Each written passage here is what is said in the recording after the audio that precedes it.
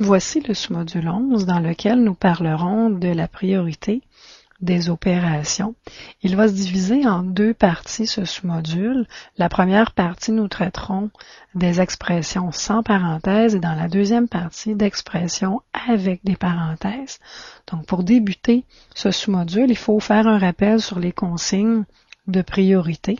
Donc, quand l'expression contient des parenthèses, des crochets et des accolades, il faut les faire dans cet ordre. Je vous rappelle les symboles associés aux parenthèses, aux crochets et aux accolades.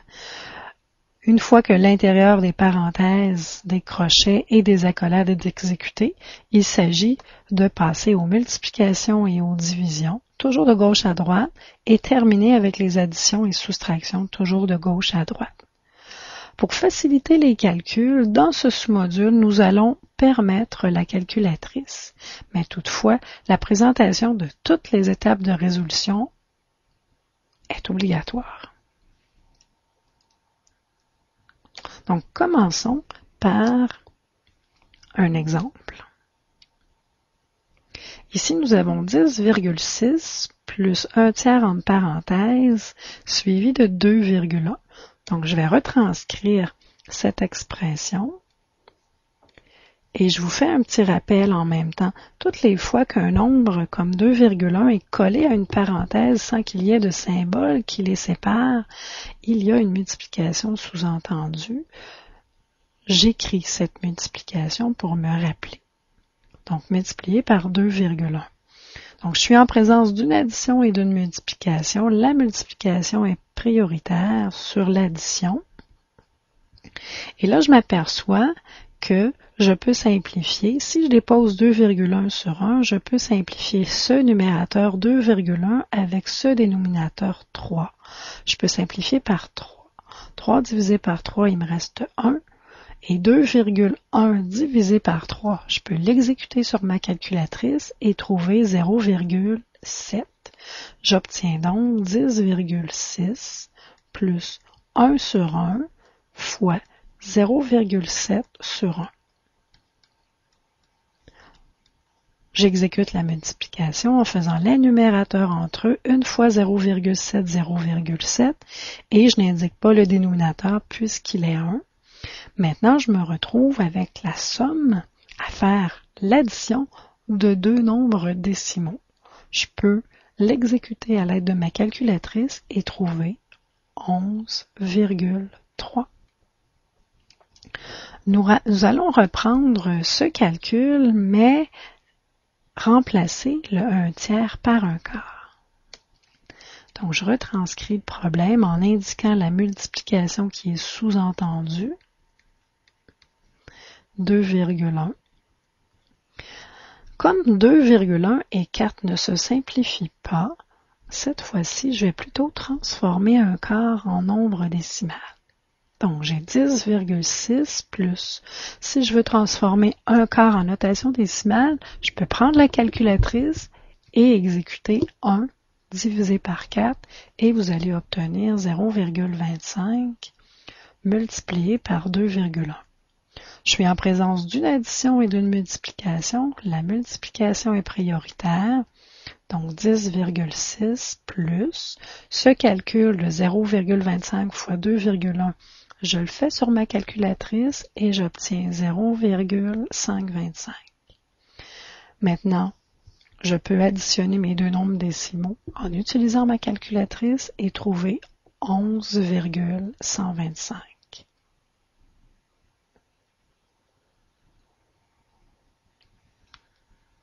D'autres exemples.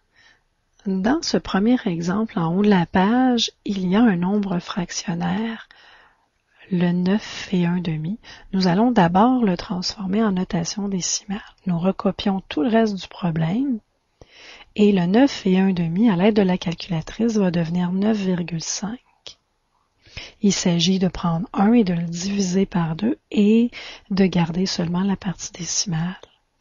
Divisé ensuite par moins 0,5 plus 3,5. Qui a la priorité parmi toutes ces opérations? Eh bien, c'est la division. Pour exécuter cette division, Je dois considérer le signe plus devant le 9,5 et je retranscris tout le reste. Moins 0,5. À l'aide de ma calculatrice, je fais 9,5 divisé par moins 0,5 et je trouve moins 19. Je retranscris 3,5 plus et j'exécute le total de mes négatifs qui sont déjà bien placés au début de ma phrase. À l'aide de ma calculatrice, je trouve moins 19,5 plus 3,5 et la calculatrice me donne ce calcul. Je trouve comme réponse moins 16. Un autre exemple. Dans celui-ci, il y a une fraction que nous allons d'abord transformer en notation décimale. Donc, je recopie tout le reste.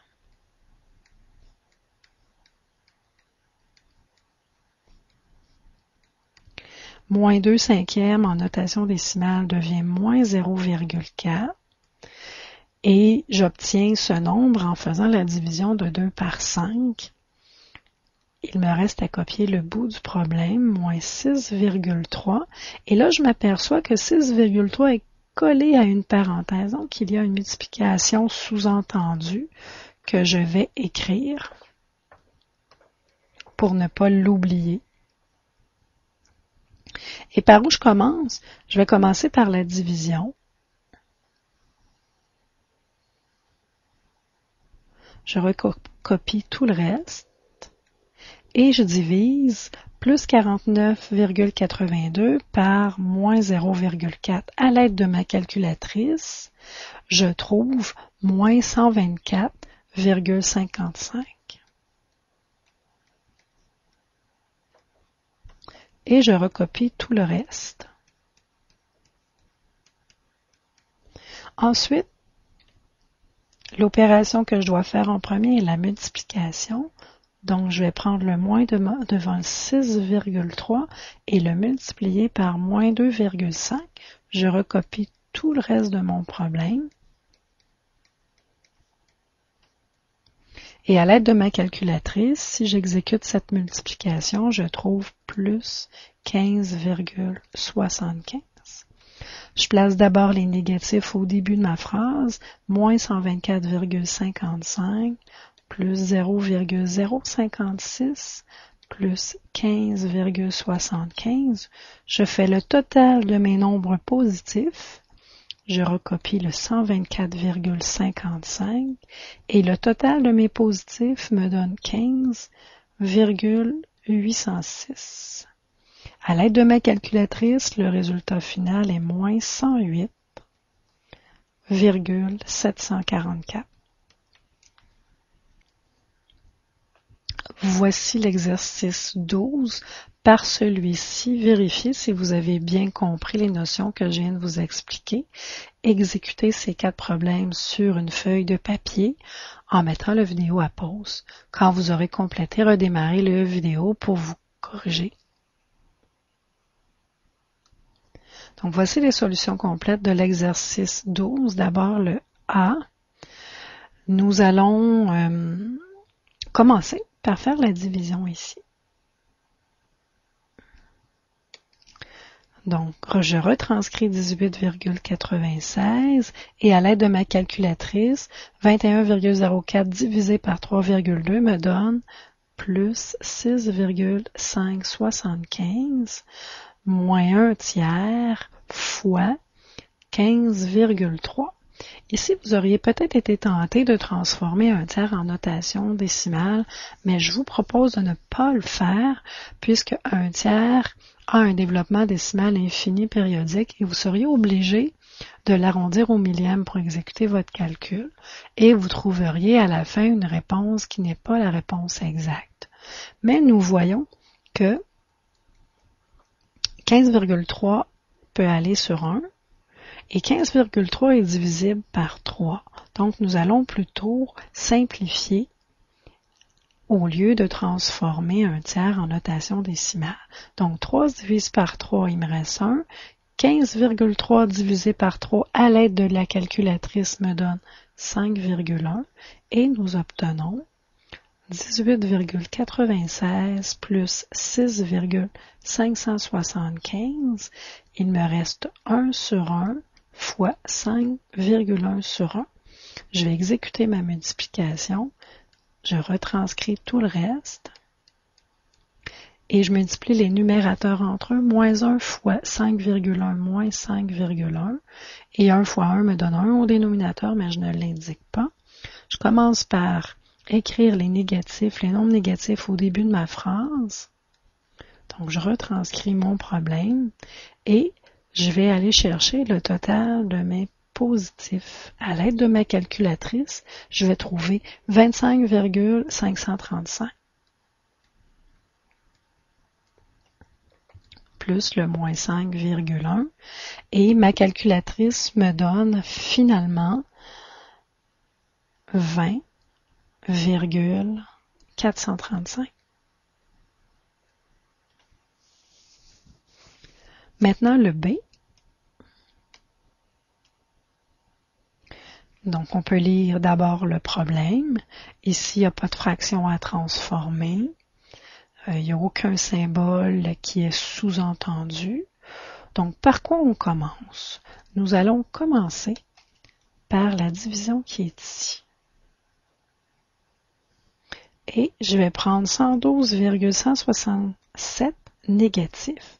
Je retranscris le 25,385 et à l'aide de ma calculatrice, j'exécute la division de moins 112,167 par moins 4,95. Votre calculatrice devrait vous donner plus 22,66. Je retranscris la division par moins 0,2 et cette division maintenant devient prioritaire. Donc, je vais prendre le plus 22,66 divisé par moins 0,2 que je fais à l'aide de ma calculatrice. Je recopie le 25,385 et je trouve sur ma calculatrice moins 113,30. Donc, je reporte le nombre négatif au début de ma phrase, plus 25,385, et à l'aide de ma calculatrice, je trouve moins 87,915. Maintenant, la solution du C. Nous avons des nombres fractionnaires. Nous allons d'abord les transformer en notation décimale. Je vais obtenir pour moins 3 et un quart, moins 3,25. La partie décimale, le virgule 25, est obtenue en faisant la division sur la calculatrice de 1 par 4 et moins 2 et 5 huitièmes devient moins 2,625. La partie décimale, virgule 625, est obtenue en faisant la division sur la calculatrice de 5 par 8. Et là, je vois que 2 et 5 huitièmes est collé à la parenthèse sans qu'il y ait de symbole qui les sépare. Cela veut donc dire qu'il y a une multiplication sous-entendue. Je l'écris. Et 1,06, lui, est déjà en notation décimale.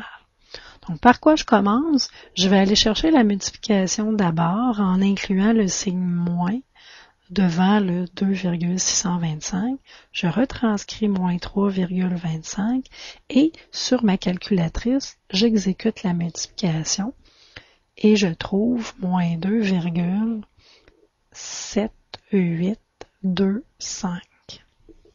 Donc, c'est un nombre à 4 chiffres après la virgule. Ce que je vais faire, je vais l'arrondir à 3 chiffres et c'est quelque chose que je vais faire à chaque fois. Si lors d'un calcul, j'obtiens un nombre décimal à plus de 3 chiffres, je l'arrondis automatiquement au millième près. C'est une consigne que nous allons nous donner. Donc, 2,7825 devient 2,783. Et là, je suis en présence de deux nombres négatifs.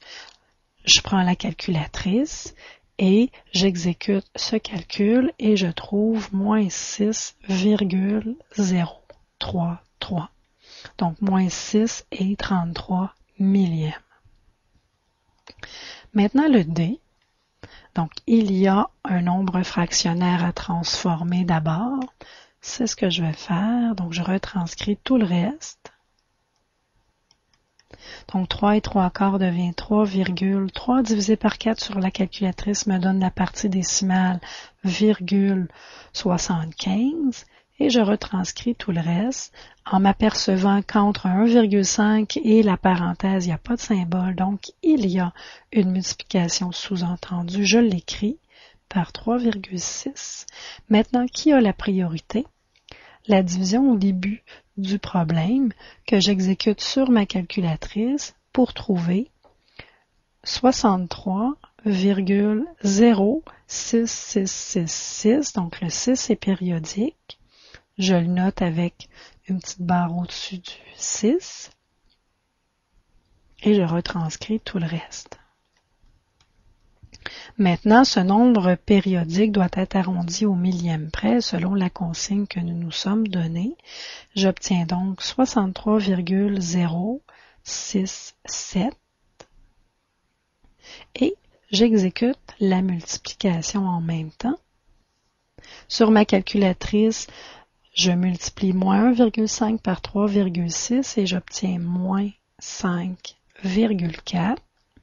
Je place le nombre négatif au début de mon expression et la calculatrice me donne 57,667. Donc 57 et 667 millièmes.